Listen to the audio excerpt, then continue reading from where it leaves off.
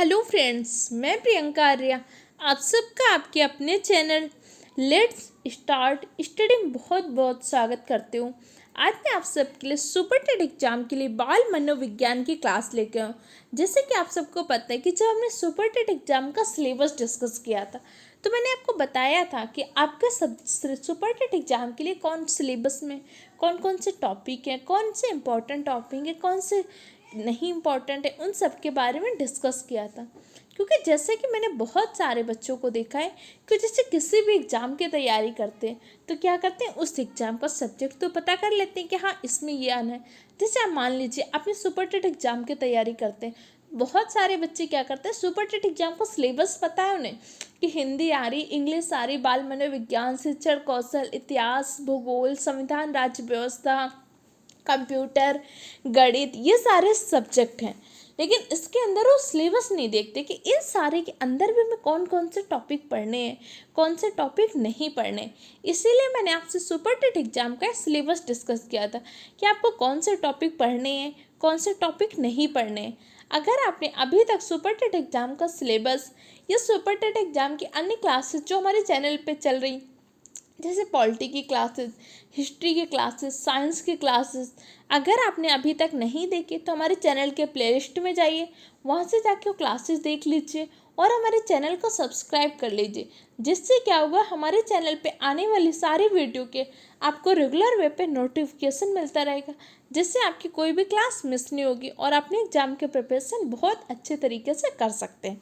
तो जैसे आज हम क्या पढ़ेंगे, जैसे आपको पता है कि आपका सिलेबस में ही आपको बाल मनोविज्ञान पढ़ना है। तो आपको पहले पता होना चाहिए कि बाल मनोविज्ञान किसकी एक शाखा है।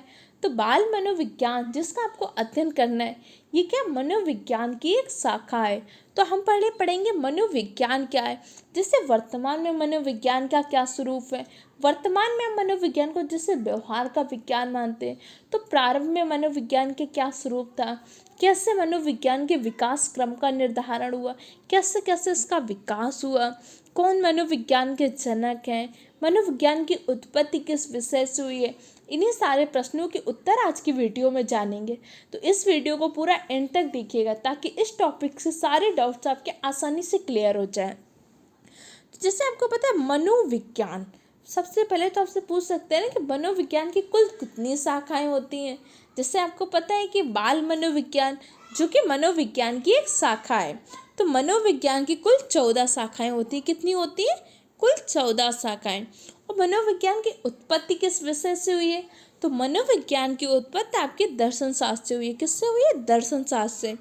किस विषय से हुई है? मनोविज्ञान की उत्पत्ति आपके दर्शन शास्त्र से हुई है। अब आपसे पूछ सकते हैं कि मनोविज्ञान की उत्पत्ति दर्शन शास्त्र से हुई, ये तो मैं समझ में आया, लेकिन कैसे हुई? तो जैसे आप समझते हैं कि जैसे आपको पता है प्राचीन काल में दर्शन शास्त्र एक विषय के रूप में था, तो उसके विषय में क्या किसका किसका हम अध्ययन करते थे, पहले तो आपको ये पता होना चाहिए। तो इसमें हम 3 चीज़ों का अध्ययन करते थे। कौन कौन सी 3 चीज़ें थी? आत्मा, परमात्मा और ब्रह्म। किसका? आत्मा का अध्ययन करते थे, परमात्मा का अध्ययन करते थे और हम किसका करते थे? ब्रह्म का अध्ययन करते थे। जैसे आज आप देख लीजिए, आप कोई भी सब्जेक्ट का नाम लेते हैं, जैसे आप भूगोल का नाम ले लिया, आपने भौतिक विज्ञान का नाम ले लिया, आपने जीव विज्ञान का नाम ले लिया, या आपने कोई अलग शाखा का नाम ले लिया, तो आपको समझ में आता है ना कि इस विषय में इसका अध्ययन करना है। उसी प्रकार दर्शन शास्त्र में किसका अध्ययन करते थे? आत्मा, परमात्मा व ब्रह्म का। अर्थात हम कह सकते हैं दर्शन शास्त्र एक ऐसा विषय था जिसके अंतर्गत उन चीज़ों का अध्ययन करते थे जिसे हम अपने ज्ञानेंद्रियों के द्वारा महसूस नहीं कर सकते। जैसे हमारे पास 5 सेंस ऑर्गन होते हैं, हमारी 5 ही तो ज्ञानेंद्रियाँ होती है ना। जैसे आप क्या होते हैं, आत्मा को अपनी ज्ञानेंद्रिय से महसूस कर सकते हैं? नहीं कर सकते ना। परमात्मा को अपनी ज्ञानेंद्रिय से महसूस कर सकते हैं? नहीं कर सकते। ब्रह्म को ज्ञानेंद्रिय से महसूस कर सकते हैं? नहीं कर सकते। तो इन सब का अध्ययन किस में करते हैं? दर्शन शास्त्र में करते थे। और इन सब का अध्ययन का मुख्य उद्देश्य क्या होता था? इन सब के अध्ययन का मुख्य उद्देश्य जो होता था, मनुष्य का ईश्वर से मिलन क्या होता था। जो ह्यूमन होता था उसका मुख्य उद्देश्य क्या होता था? ईश्वर से, परमात्मा से मिलन ही होता था। उसी समय जैसे दर्शन शास्त्र जो आपको पता चल गया, इसके अंदर के 3 विषय माने गए, आत्मा, परमात्मा और ब्रह्म। तभी आपके ये अरस्तु महोदय है। कौन है? अरस्तु। जो क्या थे, एक प्रसिद्ध दर्शन शास्त्री थे। इन्होंने कहा कि हमारा मुख्य लक्ष्य क्या होना चाहिए। मनुष्य का प्रभाव पड़ता है ना, तो मुख्य लक्ष्य हमें क्या करना चाहिए, आत्मा का अध्ययन करना चाहिए। क्योंकि अरस्तु ने कहा किसी भी व्यक्ति के ऊपर उसकी आत्मा का बहुत अधिक प्रभाव पड़ता है, तो इसलिए हमें क्या करना चाहिए, एक आत्मा का अध्ययन करना चाहिए। उसी को क्या बोला गया, मनोविज्ञान बोला गया। कि लेकिन ये बात आपके अरस्तु ने नहीं बोली, इस पॉइंट को याद रखना है। अरस्तु ने सिर्फ ये बोला कि दर्शन शास्त्र के एक अलग अंग होना चाहिए जिसमें हम क्या कर सकें, व्यक्ति की आत्मा का अध्ययन कर सकें। ठीक, ये बातें आपको समझ में आई। लेकिन अभी अरस्तु ने ये नहीं बोला कि दर्शन शास्त्र का जो अंग है मनोविज्ञान के नाम से जाना जाएगा। क्लियर, इतनी बात आपको समझ में आई कि मनोविज्ञान की कुल कितनी शाखाएं होती हैं। तो मनोविज्ञान की कुल 14 शाखाएं होती हैं। और मनोविज्ञान की उत्पत्ति किस विषय से होती है, तो मनोविज्ञान की उत्पत्ति दर्शन शास्त्र से।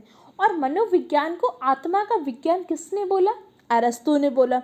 इसीलिए अरस्तु को मनोविज्ञान का जनक कहा गया।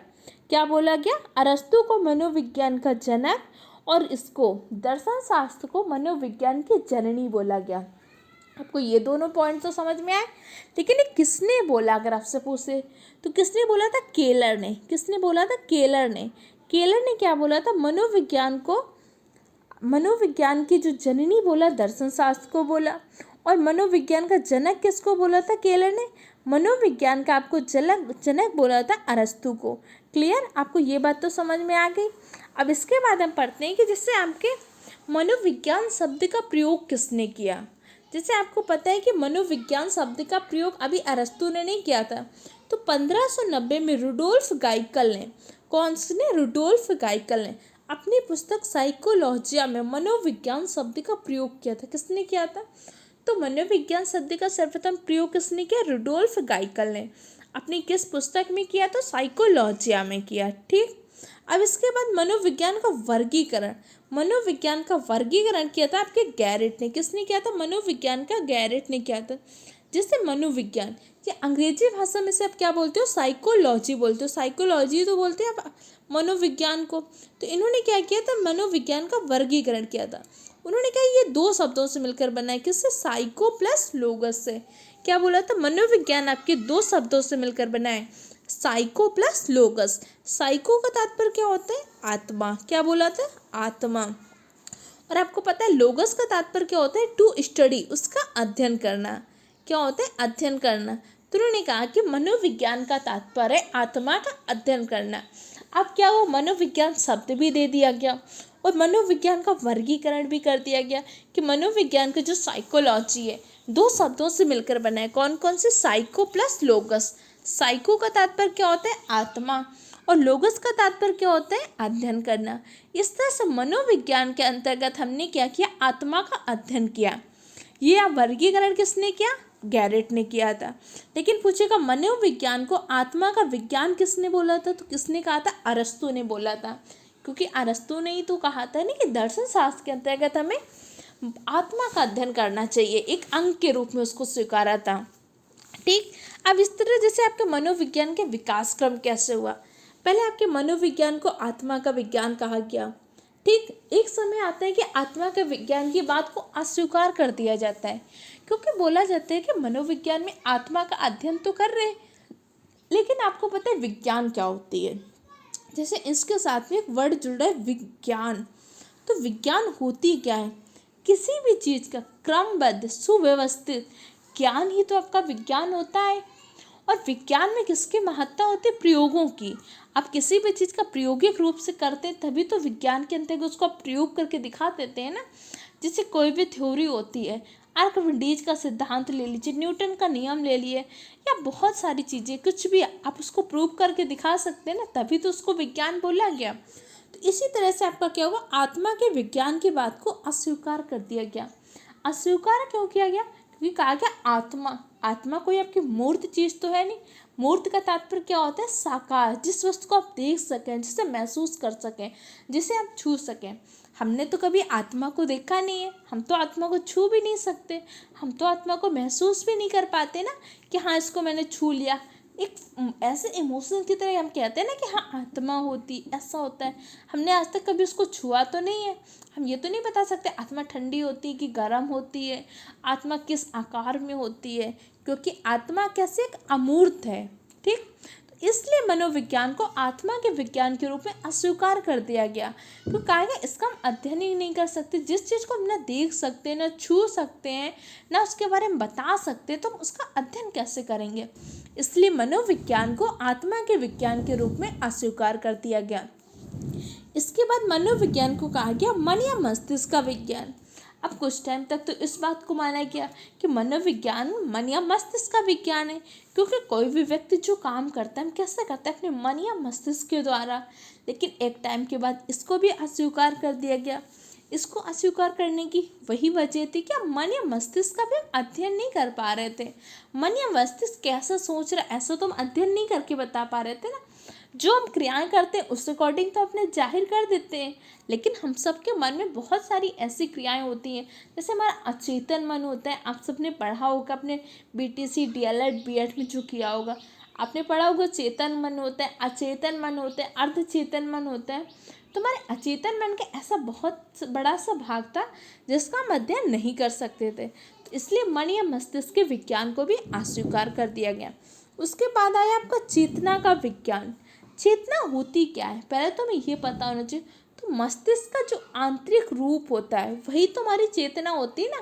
कहते नहीं, आपने व्यक्ति को सुना होगा, चेतना से चेतन मन में काम करो। तो इसलिए मनोविज्ञान को क्या माना गया, चेतना का विज्ञान। लेकिन कुछ समय पश्चात क्या हुआ, आपकी इसको भी अमान्य कर दिया गया, क्योंकि हम चेतना से हर व्यक्ति के सब कुछ के बारे में नहीं जान सकते। बहुत सारे उसके अचेतन मन का भाग होती है, बहुत सारी चीज़ें अनकॉन्शियस माइंड में करता है। तो इसलिए मनोविज्ञान को चेतना का विज्ञान भी अस्वीकार कर दिया गया। इसके पश्चात मनोविज्ञान को व्यवहार का विज्ञान माना गया, जो वर्तमान में भी हम मनोविज्ञान को क्या मानते हैं, व्यवहार का विज्ञान। ये किसने बोला, तो आपके वाटसन ने कहा था। ठीक है, अब हम इसके बारे में पढ़ेंगे एक एक के बारे में कि मनोविज्ञान को आत्मा का विज्ञान किसने कहा, किसने इसका समर्थन किया, क्यों इसको अस्वीकार कर दिया गया। चलिए एक एक के बारे में डिस्कस करते हैं। उससे पहले हम परिभाषा पढ़ते हैं, जिससे आप मनोविज्ञान के विकास क्रम को आसानी से समझ जाएंगे। ये परिभाषा आपके किसने दी थी, विलियम वुडवर्थ ने। विलियम वुडवर्थ के अनुसार मनोविज्ञान ने सर्वप्रथम अपनी आत्मा का त्याग किया। आत्मा, जैसे आपको बताया ना कि मनोविज्ञान में सर्वप्रथम मनोविज्ञान के अंतर्गत क्या बोला गया, आत्मा का विज्ञान। दूसरा, फिर उसने अपने मन को छोड़ा, क्योंकि फिर क्या बोला गया था, मन या मस्तिष्क का विज्ञान। बाद में अपनी चेतना खोई और अपने व्यवहार की विधि को स्वीकार कर रहा है। तो मनोविज्ञान को पहले क्या बोला गया था, सबसे पहले मनोविज्ञान को आत्मा का विज्ञान। उसके पश्चात क्या बोला गया, मनोविज्ञान को मन या मस्तिष्क का विज्ञान बोला गया। उसके बाद में मनोविज्ञान को क्या बोला गया था, चेतना का विज्ञान। फिर अब वर्तमान में हम मनोविज्ञान को क्या मान रहे, व्यवहार का विज्ञान। तो इस विलियम वुडवर्थ के परिभाषा के अनुसार आप मनोविज्ञान के विकास क्रम को भी याद रख सकते हैं कि मनोविज्ञान में सबसे पहले क्या बोला गया, आत्मा का विज्ञान, मन या मस्तिष्क का विज्ञान, चेतना का विज्ञान, व्यवहार का विज्ञान। अब चलिए एक एक के बारे में हम पढ़ते हैं। ये सबसे पहले हम पढ़ते हैं आत्मा का विज्ञान, क्योंकि मनोविज्ञान को सबसे पहले क्या बोला गया था, आत्मा का विज्ञान बोला गया था। तो किसने बोला था, तो मैंने आपको बताया था किसने, अरस्तु ने। अरस्तु ने मनोविज्ञान को आत्मा का विज्ञान कहा था, क्योंकि अरस्तु ने ही तो कहा था ना कि हमें क्या करना चाहिए, आत्मा का अध्ययन करना चाहिए। और इसका समर्थन किसने किया था, प्लेटो और डेकार्ट ने अरस्तु का समर्थन किया था। ये पॉइंट को याद रखिए, कई बार ऐसे पूछ लेता है कि किसने मनोविज्ञान को आत्मा का विज्ञान बोला था, तो किसने बोला था, अरस्तु ने।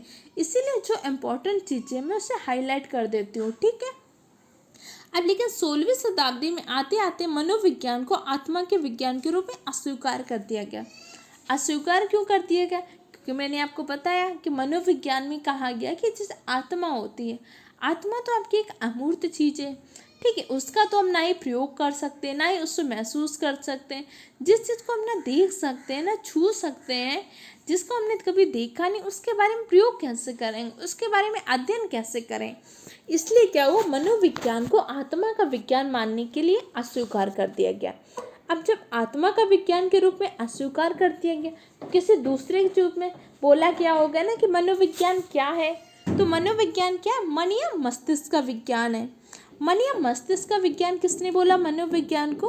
तो पोम्पोनाजी ने। पोम्पोनाजी ने क्या बोला था? मनोविज्ञान को मन या मस्तिष्क का विज्ञान कहा था। किसने बोला था? पोम्पोनाजी ने। अब पोम्पोनाजी ने क्या कहा? उन्होंने कहा कि मनोविज्ञान क्या? मन या मस्तिष्क का विज्ञान है। क्योंकि कोई भी व्यक्ति अपना काम कैसे करता है? मन या मस्तिष्क से तो करता है। हम जो सोचते हैं हमारे माइंड से ही तो सोचते हैं। इसलिए मनोविज्ञान क्या है? मन या मस्तिष्क का विज्ञान है। इनका समर्थन किसने किया था? जॉन लॉक, रिचेरी आदि ने क्या किया था? मनोविज्ञान का समर्थन किया था। किसने किया था?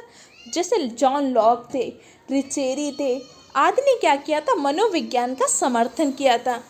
अब ये तो बात हो गई कि मनोविज्ञान को मन या मस्तिष्क का विज्ञान माना गया।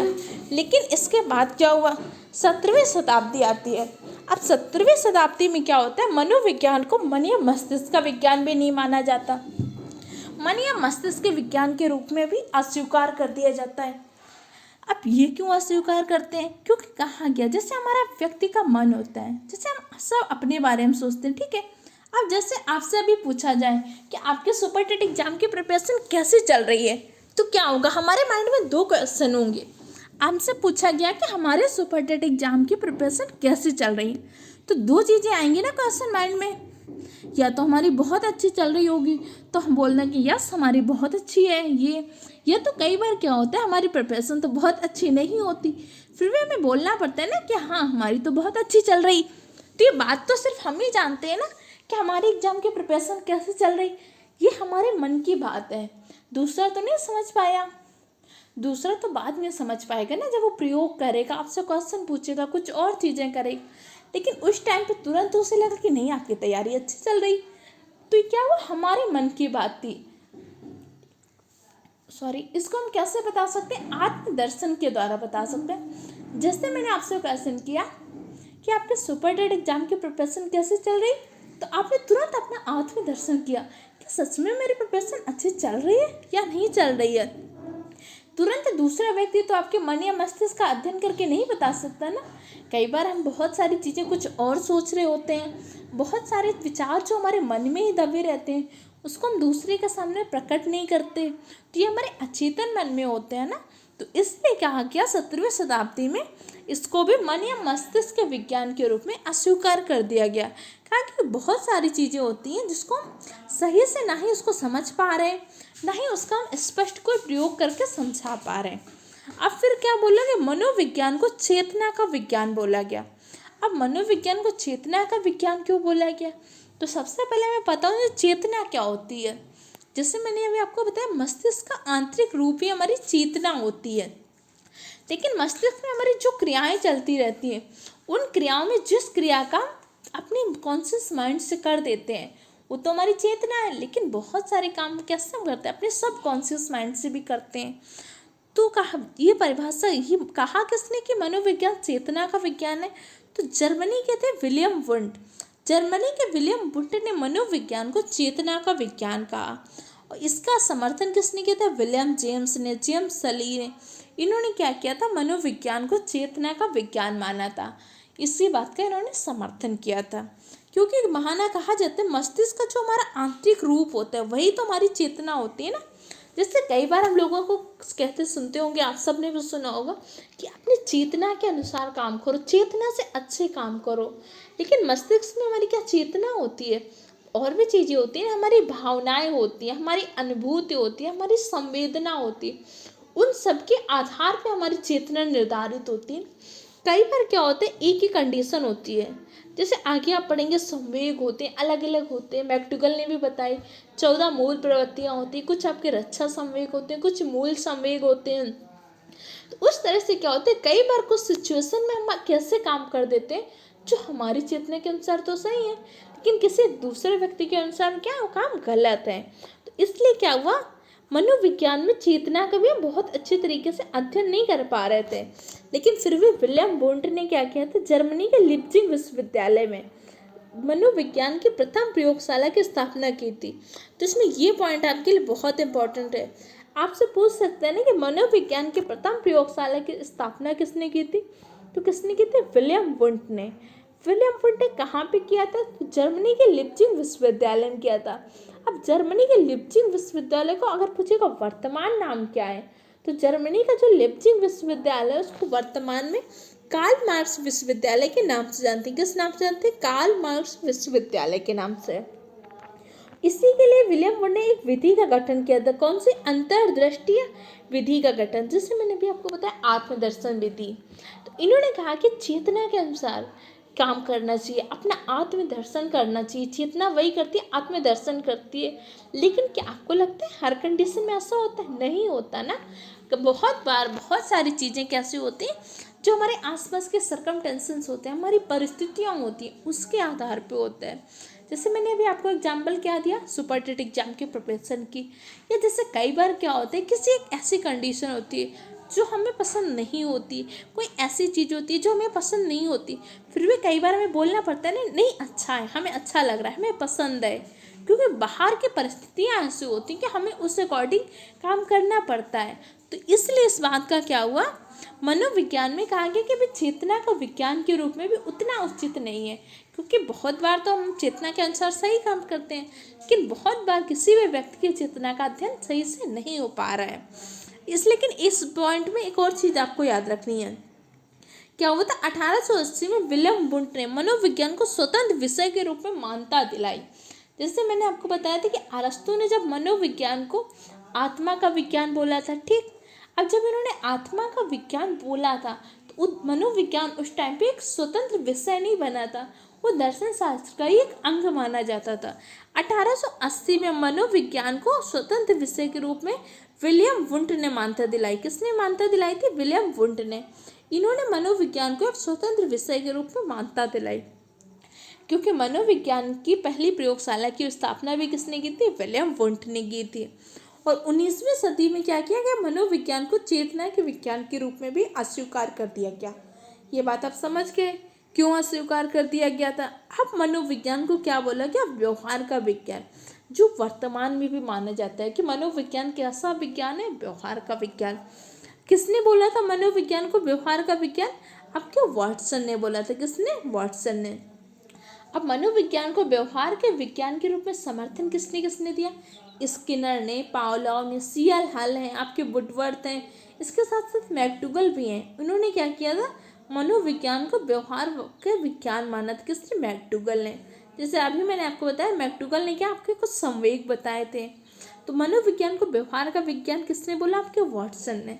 अब आपका व्यवहार क्या होता है? मानसिक स्थिति का जो बाहर रूप होता है, बाहर प्रकाशन होता है, वही तो हमारा व्यवहार होता है। जैसे आपको किसी के बारे में जानना है, तो सबसे सरल क्या होता है? उसके व्यवहार का कुछ दिन अध्ययन करते रहें, अवलोकन करते रहें, उस व्यक्ति की सोच, उस व्यक्ति के विचार कैसे हैं, वो किस तरह का व्यक्ति है, उसके बारे में जान सकते हैं ना। यही तो हम करते हैं ना किसी के मन के बारे में। जिससे आपको मनोविज्ञान के बारे में बता रही हूँ कि मनोविज्ञान में सबसे पहले क्या बोला गया? आत्मा का विज्ञान। फिर मनोविज्ञान को क्या बोला गया? मन या मस्तिष्क का विज्ञान। फिर मनोविज्ञान को क्या बोला गया? चेतना का विज्ञान। फिर व्यवहार का विज्ञान।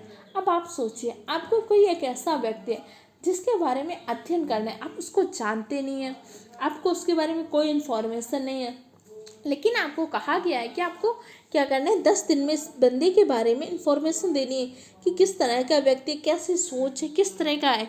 तब क्या उसकी आत्मा का अध्ययन कर सकते हैं? आप बताइए। आप उसको जानते भी नहीं है, फिर आप उसको आत्मा का अध्ययन कर सकते हैं? नहीं कर सकते ना। आप उसके मन या मस्तिष्क का भी अध्ययन नहीं कर सकते। क्योंकि कई बार क्या होता है, हम किसी के मन मस्तिष्क का अध्ययन तो तब कर पाते हैं ना, कई बार जैसे हम फैमिली में सुनते हैं कि आपको बिना कहे हम आपकी बात समझ जाते हैं। जब उसके हम बहुत टच में रहते हैं, बहुत ज़्यादा चीज़ें उसके व्यवहार के बारे में हम जानते हैं, तब तो आप उसके मन या मस्तिष्क का कुछ चीज़ें अध्ययन कर सकते हैं। वैसे आप उसके मन या मस्तिष्क का भी अध्ययन नहीं कर सकते, चेतना का भी अध्ययन नहीं कर सकते, क्योंकि उसकी व्यक्ति की चेतना कैसी, वो किस परिस्थितियों में, हम नहीं बता सकते। लेकिन हम उसके व्यवहार का अध्ययन कर सकते हैं ना। जिस व्यक्ति को हम नहीं भी जानते, अगर हम उसके व्यवहार पे नज़र रखें, उसके व्यवहार का अवलोकन करते रहें कि किस तरह से मिलता है, किस तरह से इसके दोस्त हैं, कैसे उसमें रहता है। तो धीरे धीरे उसके व्यवहार को देख के हम अंदाज़ा लगा सकते हैं ना, ये व्यक्ति इस तरह का है, इस तरह से इसकी कंडीशन है, ऐसी सोच का हो सकता है। तो मनोविज्ञान में हम क्या करते हैं, व्यवहार के अध्ययन करते हैं, और वर्तमान में इससे बात पे आपका मनोविज्ञान चल रहा है। तो आज आपने क्या जाना, मनोविज्ञान क्या है, मनोविज्ञान में प्राचीन काल में कैसा था, वर्तमान में कैसा है। मैंने आपको दोनों चीज़ें समझाई कि अगर आप आत्मा के विज्ञान माने मनोविज्ञान को, तो आप किसी व्यक्ति का आत्मा का अध्ययन कर सकते हैं, नहीं कर सकते। मनोविज्ञान क्या है, व्यवहार का विज्ञान है। इस तरह से मनोविज्ञान का जनक कौन है, मनोविज्ञान की पहली प्रयोगशाला की स्थापना कहाँ हुई, इन सब के बाद मनोविज्ञान को स्वतंत्र विषय के रूप में मान्यता किसने दिलाई, मनोविज्ञान का जनक किस विषय को कहा जाता है, मनोविज्ञान का जनक कौन है, आधुनिक मनोविज्ञान का जनक किसको बोला जाता है। तो आधुनिक मनोविज्ञान का जनक आपके विलियम वुंड को बोला जाता है, क्योंकि इन्होंने तो मनोविज्ञान को स्वतंत्र विषय के रूप में मान्यता दिलाई थी। तो इस तरह से आज हमने इस टॉपिक के कुछ इंपॉर्टेंट पॉइंट जो डिस्कस किए। इसके बाद आपके एग्जाम में जो जो सिलेबस दिया है, हम उसी सब के बारे में डिस्कस करेंगे कि आपके सिलेबस में जो जो टॉपिक है आपके, जैसे आपको बाल मनोविज्ञान पढ़नी है, लेकिन उसके पहले आपको मनोविज्ञान के बारे में कुछ इंपॉर्टेंट पॉइंट जानने चाहिए। आपको इसके बारे में बहुत नहीं पढ़ना, प्रकारवाद, संप्रदाय, संरचनावाद, संप्रदाय, जो अलग अलग संप्रदाय होते हैं उससे क्वेश्चन नहीं पूछे जाते, लेकिन इस मनोविज्ञान के इस टॉपिक से क्वेश्चन पूछे जाते हैं, इसलिए आपको इसका अध्ययन करना चाहिए। तो इस सब वीडियो को देख लीजिए, नोट्स बना लीजिए और रिवीजन करते रहिए। और अगर आपको सुपर टेट एग्जाम के लिए अदर सब्जेक्ट की क्लासेस की तैयारी करना चाहते हैं बहुत अच्छे तरीके से, तो हमारे चैनल में उन सब की भी क्लासेस चल रही हैं। हिस्ट्री की क्लासेस चल रही हैं, पॉलिटी की क्लासेस चल रही हैं, साइंस की क्लासेस चल रही हैं, बाकी सारी क्लासेस भी बहुत जल्द स्टार्ट हो जाएंगी। इसके अलावा हमारे चैनल पे सीटेट एग्ज़ाम की भी क्लासेस चल रही हैं। सीटेट एग्ज़ाम के लिए आपके ईवीएस की, ईवीएस पेडागोजी, मैथ पेडागोजी की, हिंदी पेडागोजी की, साइंस पेडागोजी, एसएसटी की, सीडीपी की, ये सारी क्लासेस चल रही हैं। इन सब की अलग अलग प्लेलिस्ट बनी हुई है, आप उन सारी क्लासेस को देखते रहिए, नोट्स बना लीजिए और रेगुलर वे पर रिविजन करते रहिए। और अगर आपको पीडीएफ फॉर्म में नोट्स चाहिए तो हमारा टेलीग्राम चैनल ज्वाइन कर लीजिए। लेट्स स्टार्ट स्टडी को टेलीग्राम पे सर्च करके ज्वाइन कर लीजिए, वहाँ पे आपको पीडीएफ फॉर्म में नोट प्रोवाइड किए जाते हैं। अगर ये वीडियो आपको हेल्पफुल लगा है तो चैनल को सब्सक्राइब करें, वीडियो को लाइक करें और अपने दूसरे फ्रेंड के साथ भी शेयर करें। Okay friend, thank you for the watching my video.